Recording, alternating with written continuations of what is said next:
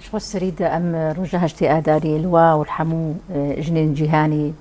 تيبتجي جنين باكرو رجلاتي سوري اي روج آفا أم بيروز دكن راستيجي جنين روج آفا روجانات دكوشيني دانا جبوي وكهبي جبوي آزادي جبوي ديمقراطي روجا اشتئاداري شخو روجا كجلكي وطاياوي مزنا يعني دسبيك أم بيجن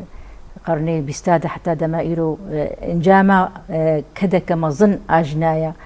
جلوما بوروجا كفرمي سر آستا جيهاني داغو هر تمجي أبروجا هذا جي هر برسغريكي جين زحمتي البيشيا وانا ورنا خياكرين وسروا ورنا سكناندن وشارة سريج فا برسغريكارا ورنا داينين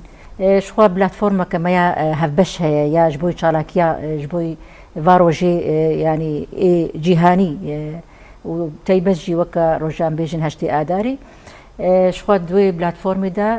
ما قلت شالاكين هفبش هنا مثلا روجا بيانك دوي وري درخستن او بيان جي شخوا روجا بيجن بيستو شاشيفي مهي الباجاري حسكي هاتا خواندن بحاضر كريا يعني حمون ممثلي جنان يبقى رجلاتي سوري وكيدي شخوا ام بيجن روجا يعني شاهي هيا روجا هشتي آداري بخو شاهي هيا مشهبو سكن هنا أبيها في بشن يعني شوا وكي ديجي هر خصنك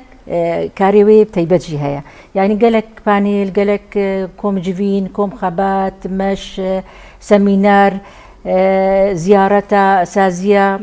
بشقريا مثلا هي زي ما يلشكري